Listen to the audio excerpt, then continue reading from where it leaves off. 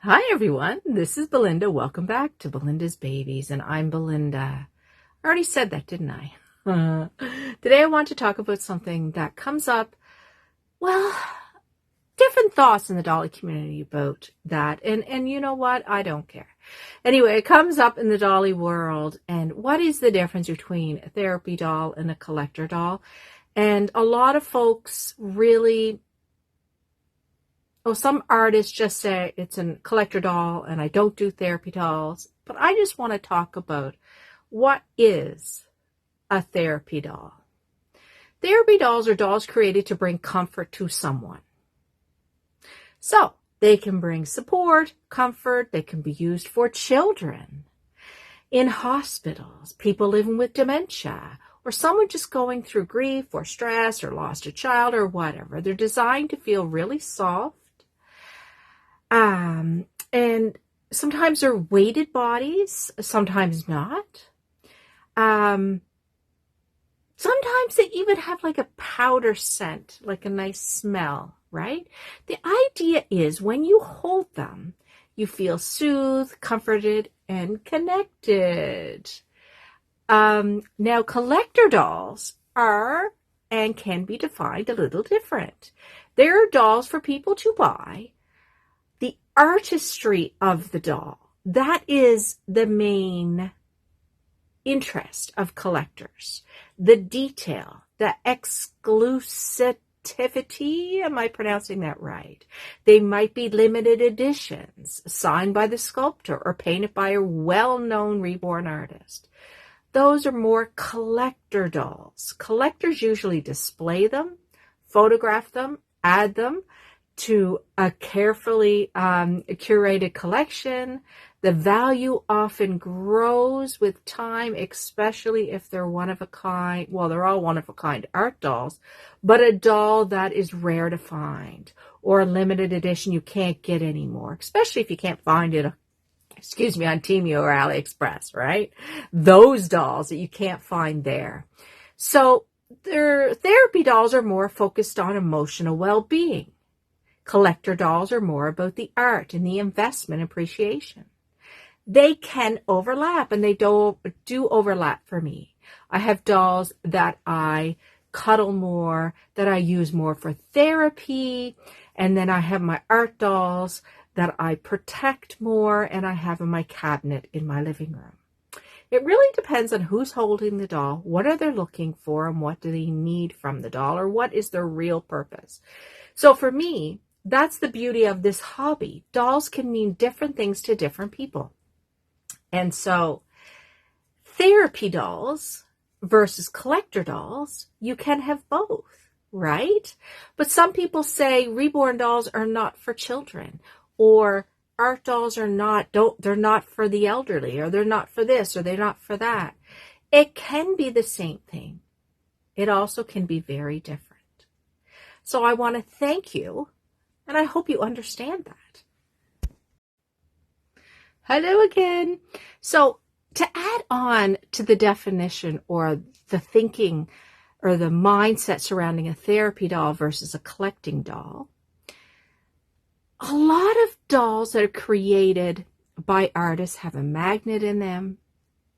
They are weighed heavily, glass beads, hair, rooted eyelashes, things like that may become damaged if they're handled a lot or handled by an individual who, well, they have a pacemaker. They can't be near magnets, right?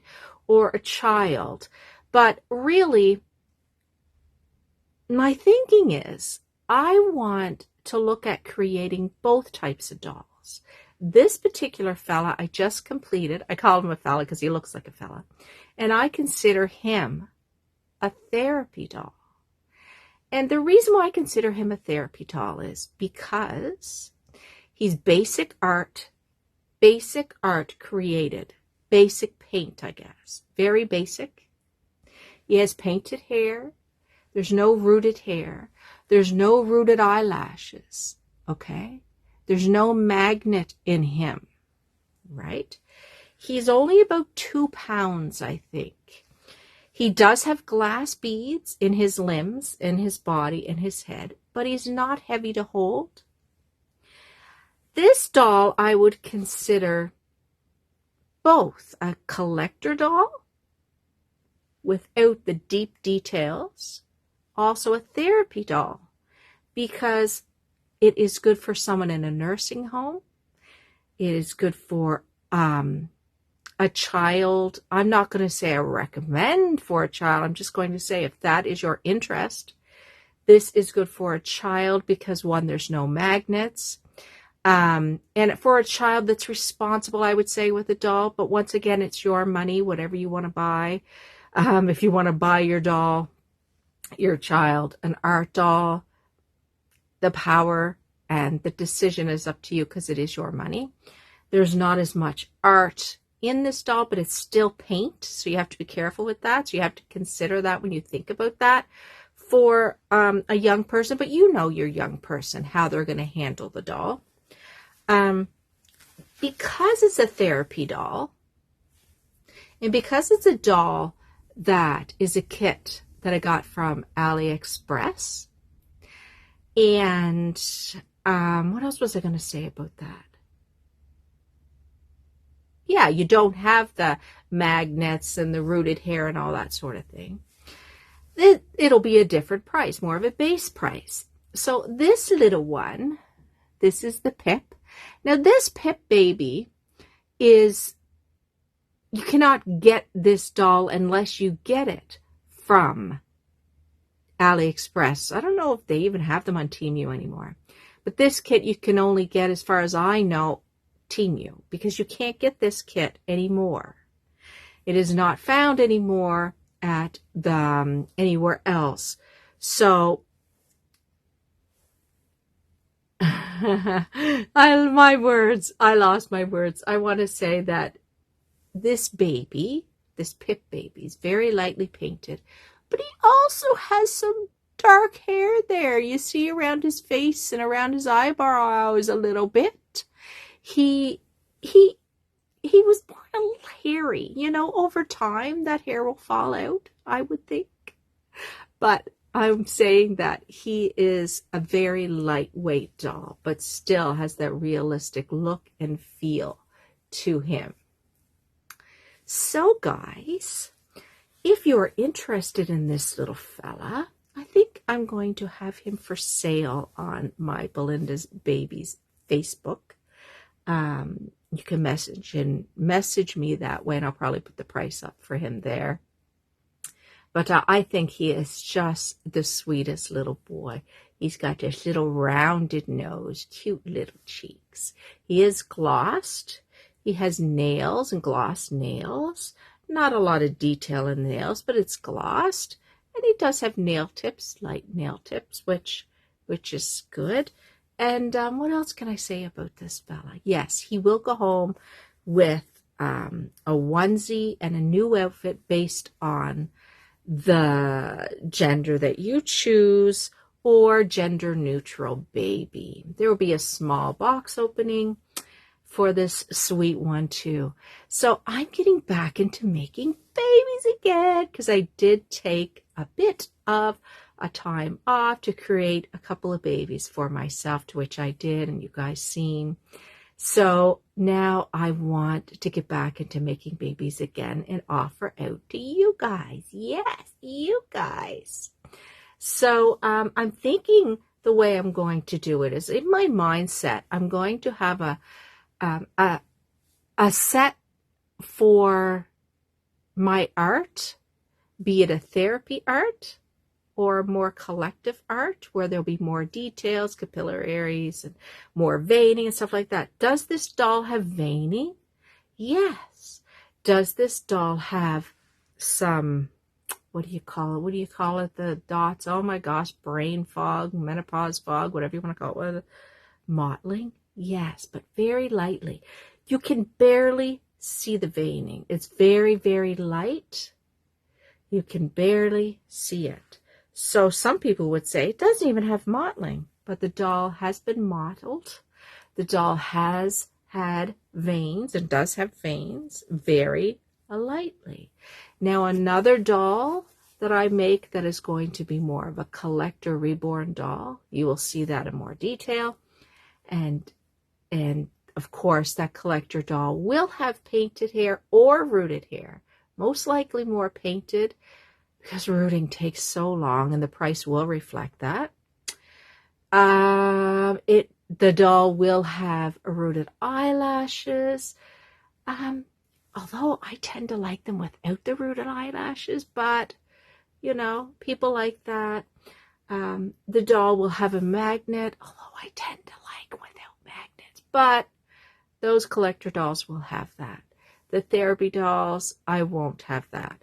So you can be rest assured that you know that a therapy doll will not have rooted eyelashes, rooted hair, magnets, or a whole lot of detail, and the price will reflect that. All right, guys, I want to thank you guys. And here is a video following this showing more details for this sweet little Pip boy or girl. And you can take a look and see what you think. Am I going to do a voiceover? I might do a little bit of a voiceover, just music. I'm not really sure. But there's some pictures there. And yeah. Oh my gosh, it's the back of the baby's hair. She's the back. It's the back of the baby's hair. He is so light, so tiny, so sweet. So sweet. There he is. So sweet. All right, guys. Take a look at the following bits of pictures and video of this sweet little monster. All right. Bye for now, guys.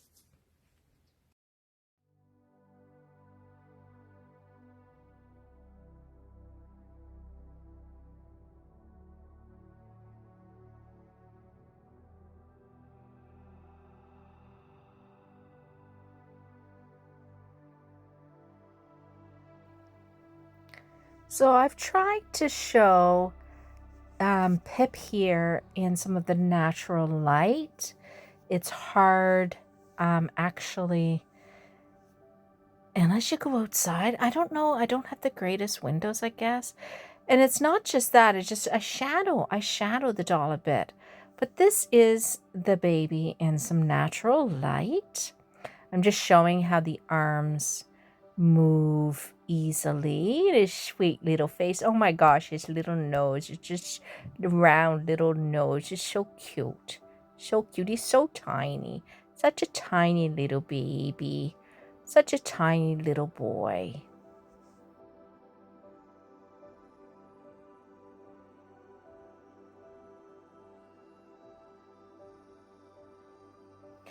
Thinking about like a therapy doll and a collecting doll, which can be one and the same, but we all have, I think, the folks that I know on YouTube have dolls that we interact with more than others. So those dolls that we interact with more than others, I consider a therapy doll. You can see I made a video here, but this here where it's showing the weight is incorrect.